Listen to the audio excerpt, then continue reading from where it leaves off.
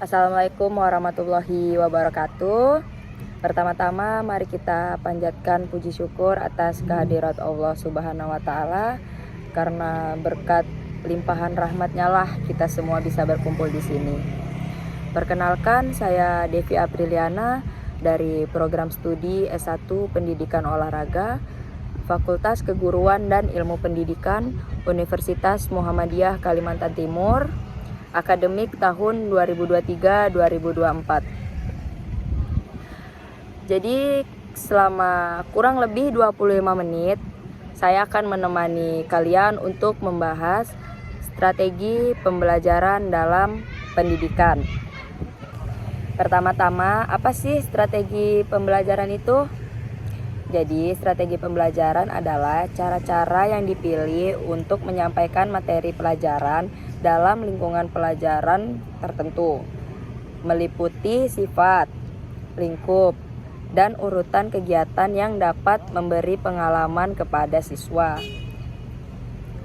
Pada dasarnya juga, strategi pembelajaran ini memiliki 4 langkah dasar, yaitu yang pertama ada penetapan tujuan pengajaran. Yang kedua ada penetapan sistem pendekatan pengajaran. Yang ketiga ada pemilihan dan penetapan metode, teknik, dan prosedur pembelajaran yang paling tepat dan efektif. Terus yang terakhir, yang keempat, ada penetapan kriteria keberhasilan proses pembelajaran. Oleh karena itu, penting untuk mengetahui strategi pembelajaran yang efektif untuk meningkatkan efisiensi dalam belajar. Kali ini saya akan membahas berbagai macam strategi pembelajaran, contoh, tujuan, hingga tips untuk membantu meningkatkan keterampilan belajar. Oke, yang pertama kita berbicara contoh penerapan strategi pembelajaran di kelas. Dirangkum dari ebook repository.winsu.ac.id tentang strategi pembelajaran karya Haidir dan Salim. Ada 10 contoh strategi pembelajaran di kelas yang sering diterapkan dari karya Haidir dan Salim tersebut. Yang pertama, ada siswa atau peserta dididik untuk menulis hasil kesimpulan di dalam sebuah ringkasan. Yang kedua, peserta didik melakukan sintetis atau memadukan terhadap semua materi pembelajaran. Yang ketiga, peserta didik melakukan diskusi di dalam kelas. Yang keempat, peserta didik disuruh untuk mengamati, menggolong-golongkan, membuat dugaan, mengukur, dan menjelaskan sesuatu. Terus yang kelima, membentuk kelompok atau pemberian tugas kelompok kepada siswa. Yang keenam, mengadakan kuis untuk siswa di dalam proses pembelajaran. Yang ketujuh, menggunakan program perbaikan dan program pengayaan. Yang kedelapan, menggunakan prinsip peserta didik belajar aktif. Yang 9, prinsip belajar sambil bekerja atau praktik. Dan yang terakhir, yang ke-10 itu ada memberikan kegiatan korektif pada peserta didik. Selanjutnya kita akan membahas tujuan strategi pembelajaran. Sejatinya tujuan strategi pembelajaran akan bergantung pada model pembelajarannya. Jadi di sini ada 7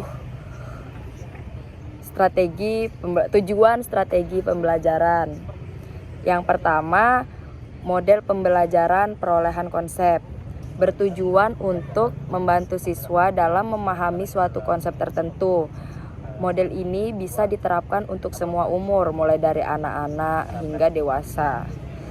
Terus yang kedua itu ada model pembelajaran berpikir induktif, bertujuan untuk membangun mental kognitif untuk mengembangkan kemampuan berpikir. Selanjutnya yang ketiga ada model pembelajaran inquiry training, bertujuan melatih kemampuan siswa dalam meneliti, serta menjelaskan suatu fenomena untuk memecahkan masalah secara ilmiah. Yang keempat, ada model peningkatan pembelajaran individu, bertujuan untuk menekankan pengembangan pribadi siswa untuk mengembangkan hubungan produktif dengan lingkungannya dan membantu mereka untuk memandang dirinya sebagai pribadi yang mampu atau berguna. Yang kelima, ada model pembelajaran tidak langsung, bertujuan untuk membantu siswa mencapai integrasi pribadi, efektivitas pribadi, serta penghargaan terhadap dirinya secara realitas. Terus yang keenam, ada model pembelajaran pelatihan kesadaran, bertujuan untuk membantu siswa meningkatkan pemahaman, kesadaran diri, dan perilaku orang lain. Terus yang terakhir, yang ketujuh itu ada model pembelajaran pertemuan kelas, bertujuan untuk membantu membangun saru kelompok sosial yang saling menghargai, menyayangi, disiplin, serta berkomitmen untuk berperilaku positif. Nah, untuk yang terakhir ini kita akan membahas cara menentukan strategi pembelajaran. Gimana sih cara menentukan strategi pembelajaran itu? Yang pertama, pertimbangan atau identifikasi tujuan pembelajaran yang ingin dicapai. Cara pertama untuk menentukan strategi pembelajaran yang tepat adalah dengan mengidentifikasi tujuan pembelajaran yang ingin dicapai. Hal ini akan membantu dalam menentukan jenis strategi yang tepat untuk mencapai tujuan tersebut. Selanjutnya yang kedua, kenali karakteristik peserta didik. Setiap siswa memiliki karakteristik kebutuhan yang berbeda-beda, sehingga penting untuk mengenal karakteristik siswa sebelum menentukan strategi pembelajaran. Dengan mengenal karakteristik siswa, pengajar dapat menyesuaikan strategi pembelajaran agar sesuai dengan kebutuhan dan kemampuan siswa. Yang ketiga, pilih strategi pembelajaran yang tepat. Setelah mengetahui tujuan pembelajaran dan karakteristik siswa, langkah selanjutnya adalah memilih strategi pembelajaran yang tepat. Ada berbagai jenis strategi pembelajaran yang dapat dipilih, seperti strategi pembelajaran berbasis masalah, pembelajaran inquiry, dan sebagainya. Pilihlah strategi yang sesuai dengan tujuan pembelajaran dan karakteristik siswa. Selanjutnya yang keempat. Yang keempat itu susun rencana pembelajaran. Setelah memilih strategi pembelajaran yang tepat, langkah selanjutnya adalah menyusun rencana pembelajaran. Rencana pembelajaran harus mencakup materi pembelajaran, metode pembelajaran, penilaian hasil belajar, dan jadwal pembelajaran. Yang terakhir, setelah empat langkah yang saya sebutkan tadi, ada evaluasi hasil pembelajaran.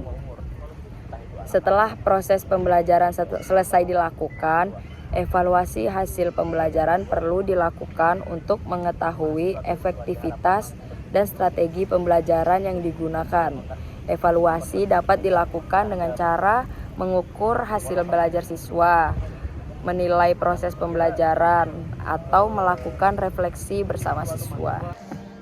Halo guys, baik, selanjutnya kita akan berbincang-bincang bersama salah satu alumni S1 Pendidikan Olahraga Universitas Muhammadiyah Kalimantan Timur. Siapa guys kira-kira? Sama siapa kita akan berbincang-bincang kali ini guys? Jeng. Ini dia. Kalian pasti kenal kan? Ini dia dia narasumber kita kali ini guys, tentang strategi pembelajaran dalam pendidikan. Namanya Kak Indi. Kak Indi, boleh deh perkenalan diri secara lengkap. Silahkan Kak Indi. Oke, halo guys. Kenalin, saya Indiana Nawang Yulisa Fitri, hanya dipanggil Indi. Salah satu alumni dari program studi pendidikan olahraga UMKT angkatan 2019. Kak Indi kelahiran tahun berapa sih? Coba kasih tahu para audiens 2001 kita. Sesuai. Tua ya ternyata. Ya, kalau dibanding kalian ya tua lah. 2001, ini 2024, berarti 23 tahun ya. Jalan 23. Harusnya nikah sih sudah. Kerja dulu banyak uang ya.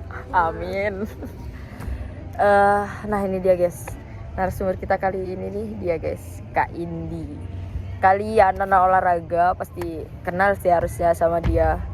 Apalagi ya karena dia tuh sering duduk di sebuah ruangan gitu, di kursi dalam sebuah ruangan. Jadi kalian pasti tahu dia Ya, guys. kalau kalian nggak tahu berarti kalian jarang ke kampus. Nah itu kan kata Kak Indi tuh guys, orang tua ini yang bicara.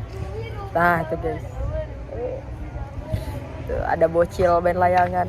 Karena kita memang ngobrolnya lagi di luar tempat umum. Coba tebak di mana ini guys. Oke baik, kita mulai dari mana ya ini Kak Indi? Ngaji guys. Ayo kita cepet-cepet selesaikan ya. Oke. Kita mulai dari mana nih? Oh ya, jadi di sini Kak Indi, kita ini saya mau ajak Kak Indi nih berbincang-bincang tentang strategi pembelajaran dalam pendidikan. Karena kan Kak Indi udah lulus nih, udah alumni. Jadi mana tahu Kak Indi kan pengalamannya kan pasti lebih banyak dari saya, pengetahuannya juga lebih dari saya. Jadi saya mau sedikit berbincang. Banyak sih, 25 menit saya mau berbincang-bincang sama Kak Indi. Bukan sedikit tapi Setengah jam.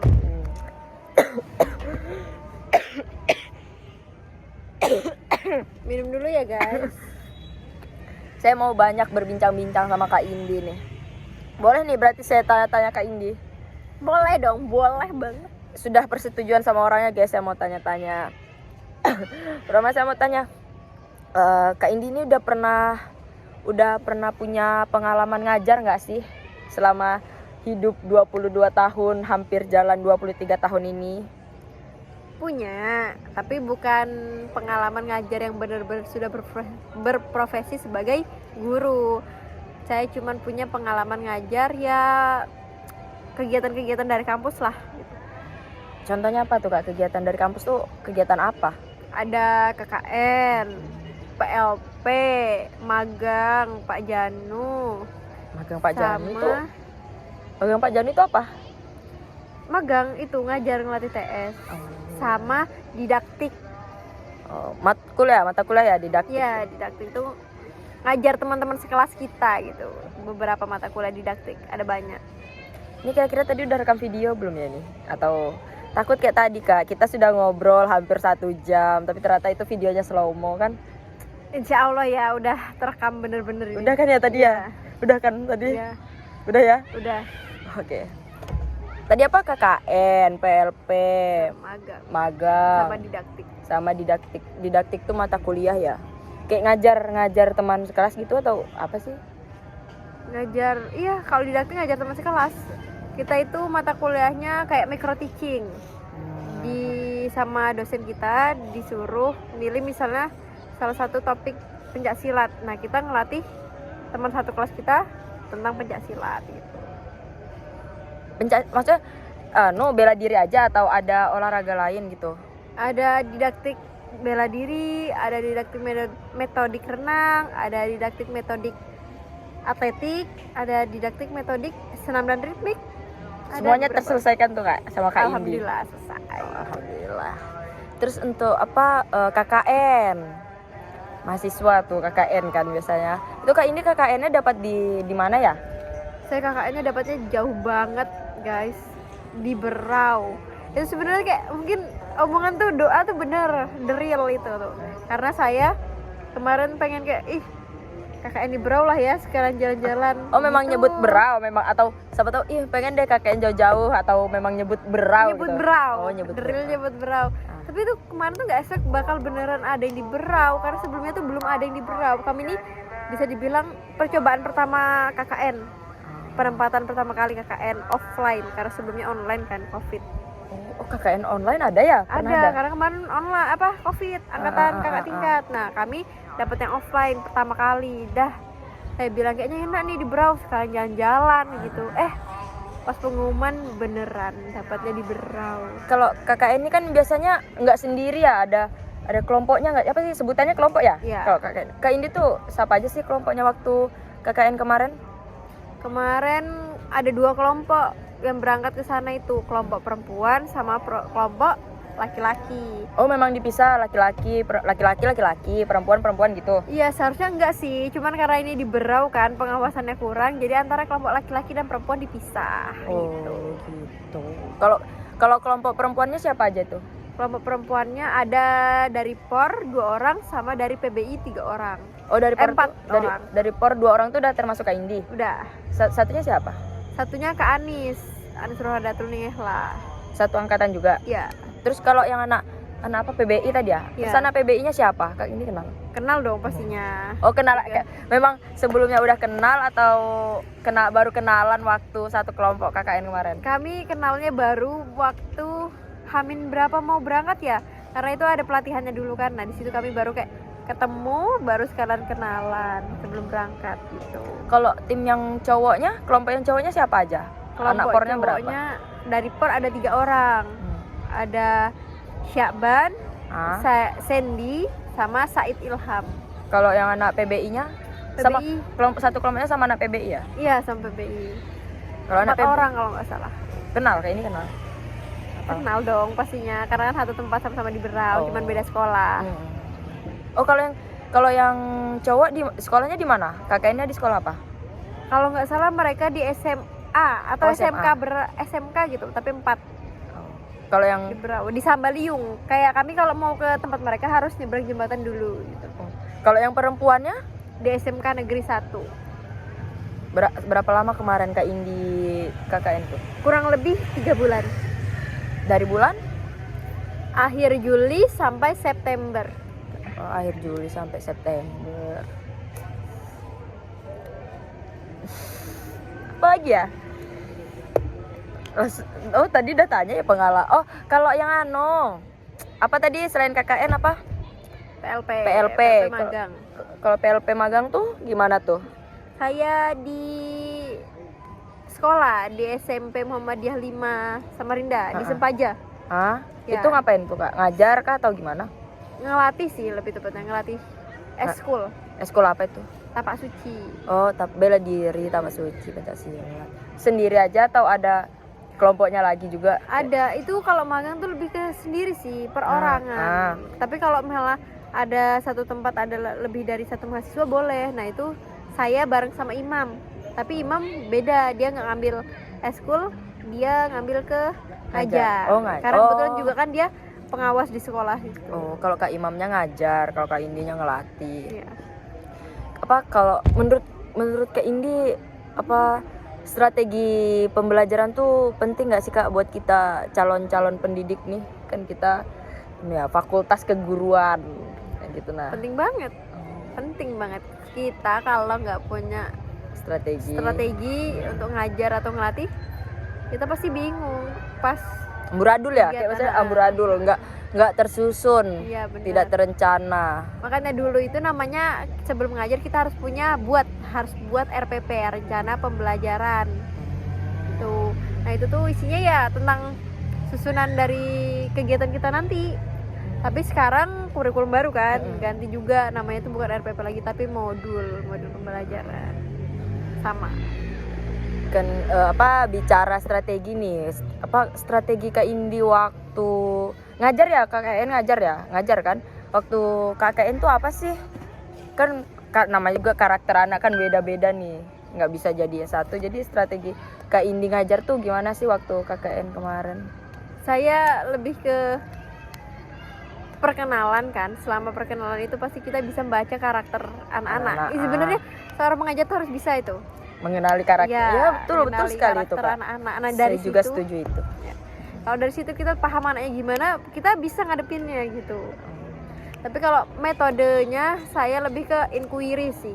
Inquiry tuh gimana tuh Kak? Metode inquiry itu apa sih? Kalau nggak salah ya, sepemahaman saya inquiry itu pemahaman melalui kayak bisa dibilang tanya jawab. Oh, tanya jawab. Ya, Kuis dong. Ya, kita memberikan rangsangan, kita memberikan penjelasan kepada siswanya. Nanti kita tanya kembali. Gitu.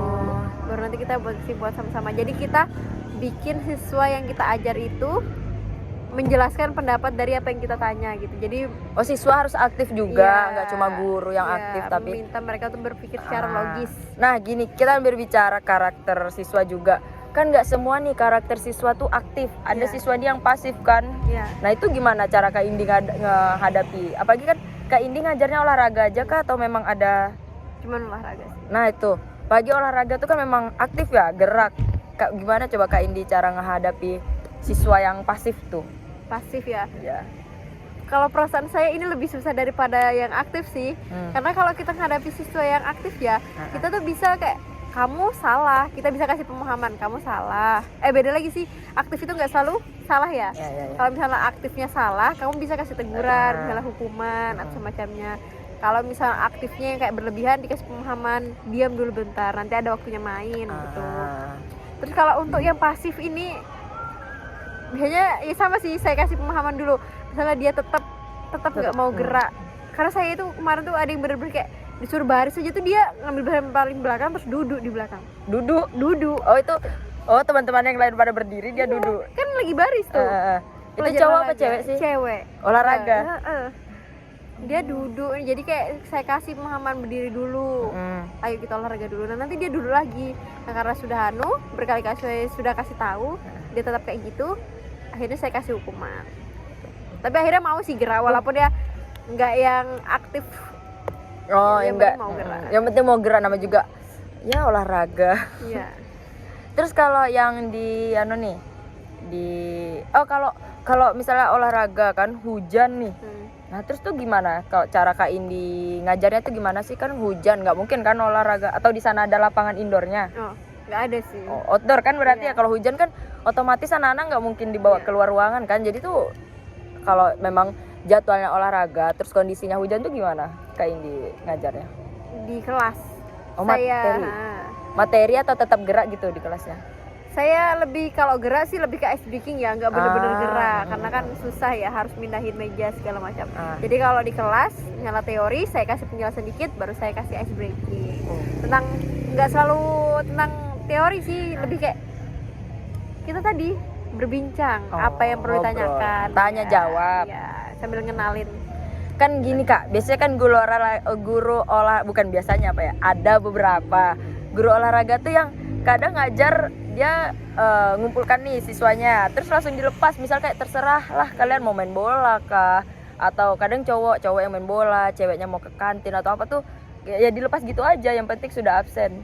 Kalau Kak Indi gimana sih tipe ngajarnya yang kayak gitu juga kah, atau memang misalnya pertemuan ini materinya ini, olahraga ini, atau dilepas gitu aja? Kemarin waktu pengalaman Kak Indi pas KKN. Kalau saya kemarin, saya sesuai RPP ya, karena kebetulan sekolah yang saya tempat KKN ini pemain sekolah unggulan. Jadi sekolahnya itu mata pelajarannya memang tersusun. Begitu kami datang, perkenalan dan segala macam, kami dikasih buku pembelajaran. Nah dari buku situ kan kita tahu apa materi-materinya. Sama gurunya kami disuruh buat modul pembelajaran karena kurikulum baru. Jadi setiap pertemuan sudah ada tuh. Gitu. Ntar Kak, saya matiin azan di HP dulu. Terus kalau KKN pas bahas PLP magang ya, PLP magang. Itu Kak Indi ngelatih anak SD, SMP atau SMA waktu magang kemarin? SMP, tapi ada anak SMA-nya juga, ada anak SD-nya juga. Karena itu school kan? Iya, karena tempat saya PLP itu magang itu pondok. Pondok pesantren. Iya, jadi karena itu sekolah Muhammadiyah ya, jadi Tapak Suci itu kan organisasinya. Jadi wajib, jadi semuanya begitu ekskul masuk, semuanya digabung jadi satu. Bentar guys, jeda azan.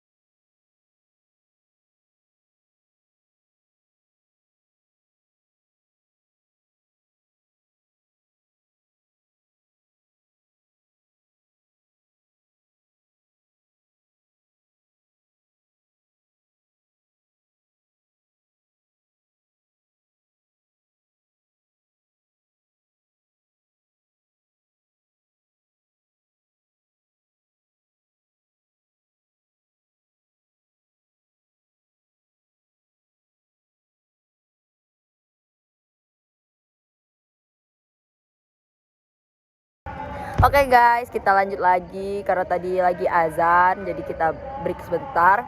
Lanjut, kita tadi bahasnya sampai di magang PLP di Tapak Suci ya, ngelatih Iya. Tapak Suci.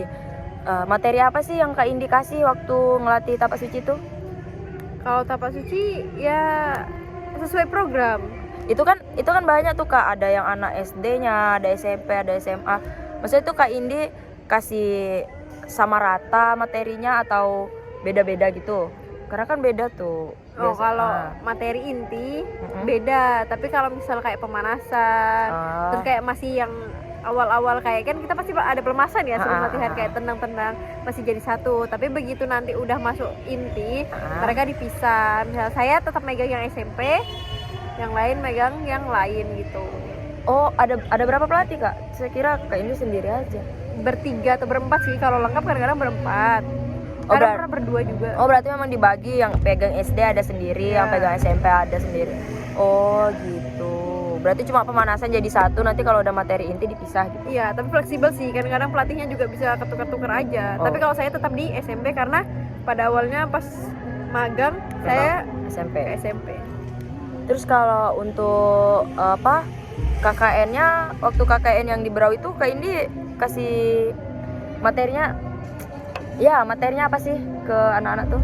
Kemarin karena ngikuti buku dari sekolah ya. Nah. Itu tuh kemarin saya ngelanjutkan bola voli, habis itu atletik sama kebugaran jasmani. Kemarin waktu Kak Indi magang, KKN, waktu ngajar itu kan ada apa, poli, habis itu Atletik sama kebugaran jasmani. nah tujuan ngajarnya Kak Indi ini mereka harus bisa semua atau cukup mereka tuh sekedar tahu kalau atletik tuh gini, poli tuh gini, ada passing, ada Oh, kalau saya karena pada dasarnya kita mata pelajarannya PJOK ya, pendidikan jasmani dan olahraga, pendidikan jasmani, olahraga dan kesehatan. Namanya juga pendidikan, berarti kita mendidik, bukan menyuruh mereka untuk jadi atlet. bukan atlet gitu. ya. Dan kebugaran jasmani. Jadi ya kita cuma menjaga kebugaran mereka dengan cara bergerak gitu. Oh, berarti setidaknya mereka tahu ya kalau voli itu ada apa, kalau atletik itu apa. Yang penting mereka Biar- tahu teknik-teknik dasarnya. Oh, gitu. Dan ya kemarin saya itu dari sekolah diminta untuk supaya mereka paham tata cara pelaksanaan gitu. Misalnya atletik, mereka bisa menjadi wasit hakim, wasit garis, habis itu mereka tahu gimana cara pelaksanaan lari atletik gitu sih. Jadi gitu guys, apa yang disampaikan dari sumber kita, strategi pembelajaran itu penting. Terus tuh kalau kita mau ngelatih, kita tuh harus punya program. Kalau kita mau ngajar, kita harus punya RPP atau modul. Nah itu tuh guys, kita tuh harus terencana. Kalau kita mau ngajar itu kita harus punya rencana, biar kalau ngajar tuh nggak amburadul. Jadi kita tahu nih hari ini kita harus apa, materi apa, gitu gini. Nah, terus terakhir deh, ada nggak sih pesan atau kesan dari Kak Indi buat tugas ini gitu, sebagai seorang alumni S1 pendidikan olahraga, calon pendidik, ada nggak sih kesan dan pesannya? Ada, terutama untuk Depi ya nih, mahasiswa yang sekarang Saya, ya. sedang kuliah. Nah kan nih tadi sudah menjelaskan tentang strategi ya, berarti kan paham tentang strategi, mudahan nanti bisa diterapkan. Ya awal-awal pasti di PLP dulu sih, di PLP, habis itu magang, udah deh ya mata Udah. pelajaran profesional intensif. Ya udah semester ini. Mudah bisa diterapkan. Terus lanjut nanti di didaktik metodik, baru nanti ke KKN. Mudahan bermanfaat sih. Amin. Tuh guys, jadi kita tetap semangat. Yo, berjuang sampai akhir, sampai kita lulus. Jadi sampai situ aja guys. Sampai situ aja pembahasan kita kali ini mengenai strategi pembelajaran dalam pendidikan. Mohon maaf bila ada salah kata yang disengaja atau tidak sengaja. Benar-benar mohon maaf kalau ada salah kata guys. Buat dosen pengampu, Pak Andri, buat teman-teman, mohon maaf sebesar-besarnya kalau ada salah kata dari saya, dari Kak Indi. Oke? Maaf ya Pak, saya bantu Devi kalau kata-kata saya ada yang kurang sopan. Sebelumnya terima kasih ya Kak Indi sudah mau membantu tugas saya ini Kak Indi. Gitu guys. Sekali lagi terakhir, mohon maaf ya guys kalau ada salah kata yang disengaja maupun tidak disengaja. Sampai sini saja pembahasan kita mengenai strategi pembelajaran dalam pendidikan. Saya akhiri, wassalamualaikum warahmatullahi wabarakatuh. Tenot.